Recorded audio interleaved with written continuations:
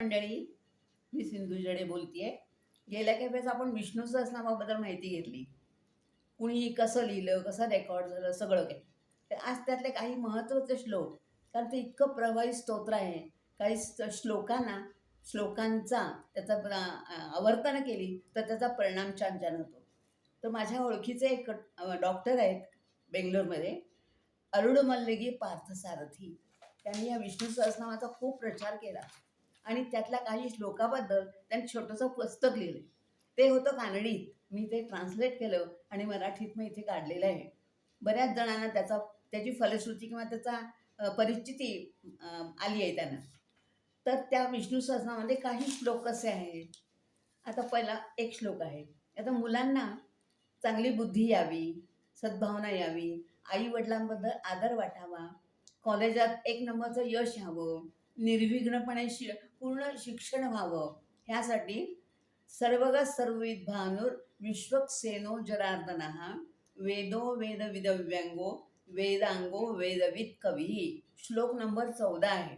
यस्य स्मरण मात्रेण हा पहिला श्लोक नाही, ह्या श्लोकापेक्षा ओम विश्वम विष्णुर्वशकारो हा पहिला श्लोक घेतला तर हा श्लोक 14वा येतो. आता काही जणांचा असे संकल्प असतात, मी घर बांधवीन किंवा मी आता बिझनेस सुरू करीन. मग त्यासाठी लोन सँक्शन व्हावं लागतं. घर बांधण्याकरता सिमेंट लागतात, सळ्या लागतात, कितीतरी गोष्टी काही काही ह्याच्यामुळे अडचणीत येतात. लोनच सँक्शन होत नाही, बऱ्याच अडचणी येतात. तर असे जे आहेत हे कामं पूर्ण होण्यासाठी, सिद्धी जाण्यासाठी खालचा श्लोक फार महत्त्वाचा आहे. असंख्येयो प्रमेयात्मा विशिष्ट शिष्टकृत्युची सिद्धार्थ सिद्धी संकल्प सिद्धिद सिद्धी साधना. हा श्लोक नंबर 27 बरं का. आता आजकाल आर्थिक परिस्थिती बऱ्याच जणांची, काही जे चांगल्या नोकरीवर आहे ते ठीक आहे, पण दारिद्र्य असतं, मिळतो पैसा तो पुरत नाही. अशा वेळेला तर आर्थिक अडचणीत सापडलेल्यांना दारिद्र्यापासून मुक्ती मिळण्याकरता भाग्य आणि सौभाग्य हवं, तसं चांगली सून मिळावी आणि आपल्याला चांगली पत्नी मिळावी, यांनी देखील हा खालचा श्लोक 11 वेळा म्हणावा. मी प्रत्येक वेळा म्हणते 11 वेळा म्हणावा, पण एकदा तोंडात तो श्लोक बसला पाहिजे, म्हणजे उठता बसता जाता येता तो श्लोक म्हणता येईल.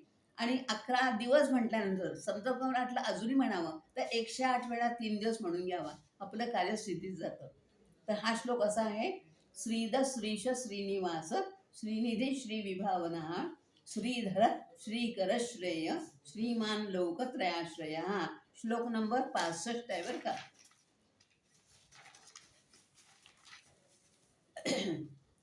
ज्याचा आम्ही अभिमान बाळगतो, प्रेम करतो, त्यांनी आपल्यावर प्रेम करावं असं वाटतं, परस्परावर विश्वास दाखवावा, सत्संगाचा लाभ व्हावा, सज्जनांचा सहवास लाभावा असं वाटत असेल तर खालचा श्लोक 11 वेळा म्हणावा. सत्ववान सात्विक सत्य सत्य धर्मपरायण अभिप्राय प्रियारूढ प्रियकुर प्रीतिवर्धन. हा श्लोक नंबर 93. आता संसर्गजन्य रोग आजकाल खूप आहेत. नुकताच आता कोविड होऊन गेला.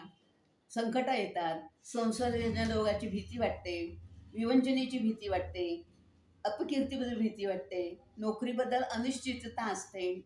अशा ह्याच्यासाठी संकट निवारणासाठी खाली श्लोक 11 वेळा म्हणावा. सहस्राजी सप्तजिह्व सप्तैधा सप्तवाहनः अमूर्ती अनघोचिंत्यो भयकृत भयनाशनः. हा शेवटचा जो शब्द आहे भयकृत भयनाशनः, हा 3दा म्हणावा कुठल्याही प्रकारची. बऱ्याच जणांना असं वाटतं घरात सगळे बाहेर गेले की एकटे असतो, आपल्याला भीती वाटते. अशा वेळेला देखील नवीन हा श्लोक 11 वेळा म्हणावा, म्हणजे आपल्याला एक प्रकारची भीती नाहीशी होते. आता बऱ्याच जणांचा झोपेची तक्रार आपण नेहमी ऐकतो, रात्री झोप येत नाही, मध्यरात्री जाग आली की परत झोप येतच नाही आणि झोप नाही म्हणून स्वप्न पडतायत. अशा वेळेला आपल्याला असं वाटतं की झोप येण्यासाठी काय करावं, तर हा श्लोक म्हणावा. उत्तारणो दुष्कृत्या पुण्यो दुःस्वप्ननाशनः वीरः रक्षण संतो जीवन पर्यवस्थित. हा 99वा श्लोक आहे. हा श्लोक म्हणत असताना झोप येईपर्यंत हा श्लोक म्हणायचा. आपोआप झोप येते, नुसतं गळून पडलं तरी चालेल, पण झोपी जावं. पोटदुखीसाठी, पर्टिक्युलरली पोटासाठीच हा श्लोक आहे. अपचन, उलटीची भावना, खाण्यावरची इच्छा नाहीच होणं, खाल्लेलं अन्न न पचणं, आतड्याचा शूळ, पोटात जंत होतात मुलांना, भूक न लागणे, अशा प्रकारच्या व्याधी दूर होण्यासाठी खालील श्लोक 11 वेळा म्हणावा. भ्राजिष्णुर भोजनम भोक्ता सहिष्णुर जगदादिजः अनघो विजयो जेता विश्वयोनी पुनर्वसु. हा 16वा श्लोक आहे.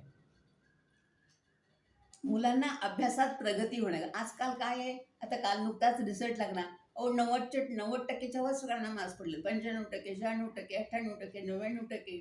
पण ज्यांचे 60च्या आधी असतात अशा लोकांना मुलांना वाटतं, म्हणजे आयांना वाटतं की आपल्या मुलालाही पडावं. तर अशा मुलांसाठी, अशा पालकांसाठी महाबुद्धीर महावीर्यो महाशक्तीर महाद्युती अनिर्देश वपु श्रीमान मेयात्मा महादिद्रुक. 19वा श्लोक आहे. हे ते नुकतंच माझ्या बऱ्याच स्वाध्याय भगिनींना ह्या श्लोकामुळे बराच अनुभव आला. माझी एक स्वाध्याय भगिनी आहे, तिच्या मुलाला 60% मार्क्स पडत होते 12वीला. तिला असं वाटायचं की इंजिनिअरिंगला मेडिकलला 60%वर कोण विचारणार. मग तिला मी म्हटलं हा श्लोक रोज 11 वेळा म्हण. 11 दिवस म्हटल्यानंतर ती म्हणाली परीक्षा होईपर्यंत 108 वेळा म्हण. आणि त्या मुलाला 60%चे 78% मार्क्स आले आणि त्याला ॲडमिशन छान मिळाली. तेव्हा हा श्लोक प्रत्येकाने म्हणावा.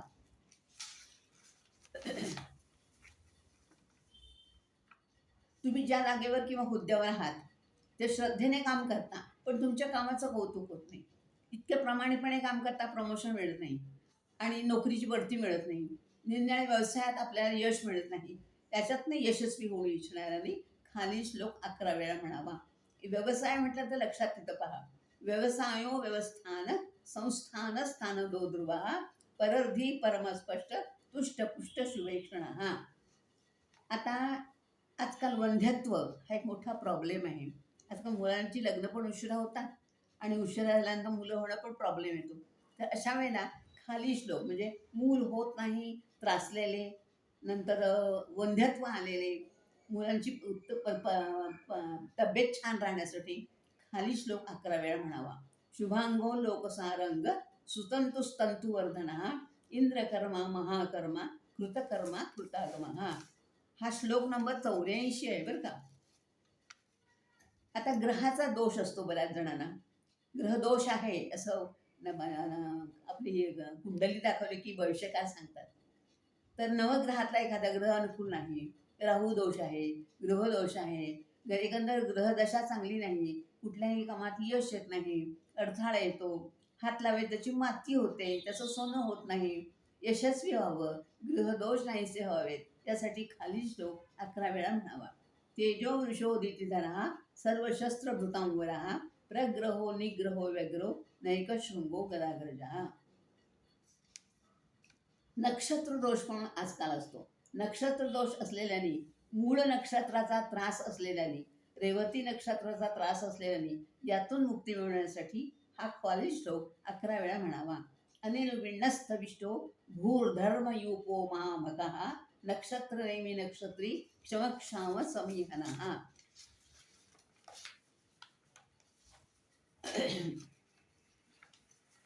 आता समाजामध्ये चांगलं केलं तरी नको नावं ठेवतात, वाईट वागलं तरी नावं ठेवतात. आपली निंदा करणारे, आपल्यावर जळणारे, आपल्यावर वाईट चिन्हणारे बरेच वाईट शत्रू आपलेच असतात. काम क्रोध लोभ मद मत्सर दुर्भिमान हे षड्रिपू आपल्याला त्रास देत असतात. ह्या शत्रूपासून मुक्ती होण्यासाठी खाली श्लोक 11 वेळा म्हणावा. सुलभ सुरत सिद्ध शत्रुजी शत्रुतापना न्यग्रोधो दुंबरो श्वस्त्र चाणुरांध्र निशूदना. बरेच जण शीघ्रकोपी असतात, शॉर्ट टेम्पर्ड, नाकावरच राग असतो. अशा शीघ्रकोपी असणाऱ्यांनी, छोट्या छोट्या कारणावर चिडणाऱ्यांनी, नाकावरच राग असणाऱ्यांनी आपले आरोग्य अबाधित राहण्यासाठी खाली श्लोक 11 वेळा म्हणावा. सुरत सुमुख सूक्ष्म सुघोष सुखद सुरुत मनोहरोजित क्रोधो वीर बाहुर विदारण. हा 49वा श्लोक आहे. आजकाल बरीचशी मुलं IT क्षेत्रातली परदेशी जातात आणि परदेशी गेल्यानंतर वर्षातनं एक दिवस कधीतरी वेळ मिळेल तेव्हा आईवडिलांना भेटायला येतात. पण मुलांनाही वाटतं की पालकांनाही वाटतं जाऊ दे, तिथे राहतो ना पण सुखात राहू दे. तर अशी परदेशी गेलेली मुलं मुली कुशल व सुरक्षित राहावी. बाहेर गावी गेलेला आपला पती कुशल व सुरक्षित राहावा. शाळा कॉलेजात दूर गेलेली आपली मुलं सुरक्षित राहावीत. साऱ्या कुटुंबाची जबाबदारी पेलणारी आपली पत्नी कुशल व सुरक्षित राहावी म्हणून खालील श्लोक 11 वेळा म्हणावा. अनिवर्ती निवृत्तात्मा संक्षेप्ताक्षरमेकुच्छवा श्रीवत्सवक्षा श्रीवास श्रीपती श्रीमतांवरहा. 64वा श्लोक आहे बरं का. बऱ्याच जणांना नोकरीवर बढती मिळत नाही. त्यानंतर उत्कृष्ट अनुभव ज्ञान हवं असणाऱ्यांनी अशाला लोकांना देखील कोणी विचारत नाही. यज्ञ याग जप तप निर्विघ्नपणे पार पडून त्यांचं संपूर्ण फळ अपेक्षित असणाऱ्याने खालील श्लोक 11 वेळा म्हणावा. यज्ञी जो महेजश्च क्रतुसत्रम सतांगती सर्वदर्शी विमुक्तात्मा सर्वज्ञो ज्ञानमूर्तमम्. आता डोळ्याचा त्रास, दृष्टीदोष असतो. ऑपरेशन केल्यानंतर काही काही जणांच्या डोळ्यातनं पाणी येतं, घाण येते, लांबची दृष्टी फारच लांब होते, जवळची दृष्टी दिसतच नाही. तर अशा डोळ्यांचे आरोग्य उत्तम राहण्यासाठी खालील श्लोक रोज 11 वेळा. हा श्लोक फक्त डोळ्यांसाठी आहे. उदीर्ण सर्वतः चक्षु रनीश शाश्वत स्थिरा भूषयो भूषण भूतिर विशोक शोकनाशना. 67वा श्लोक आहे. आमच्या एक स्वाध्याय भगिनींना दोन्ही डोळ्यांची कॅटरॅक्ट झाली होती. कॅटरॅक्ट होऊन वर्षभराने तिच्या एका डोळ्यातनं पाणी येत होतं आणि एका डोळ्यात चिकट येत होतं. तर त्या म्हणाल्या, मॅडम काय करायचं? मी म्हटलं, हा श्लोक म्हणा तुम्ही, रोज 11 वेळा म्हणा. आणि 11 दिवस 11 वेळा म्हणाल्यानंतर त्यांनी 108 वेळा म्हणायला सुरुवात केली. 3-4 आठवड्यामध्ये दोन्ही डोळ्यांचं हे दुखणं कमी झालं, डोळ्यातनं पाणी येणं, घाण येणं कमी झालं. तर डोळ्यांचा त्रास असणाऱ्यांनी हा श्लोक 11 वेळा म्हणावा. ह्याचा नंबर आहे 67 बरं का. सध्या कलियुग आहे, विभक्त कुटुंब पद्धती. वय झाल्यानंतर अशा परिस्थितीत कोणाला भारभूत होऊ नये. जीवनाच्या अंतिम क्षणी कोणीही तुमच्याबरोबर येणार नाही.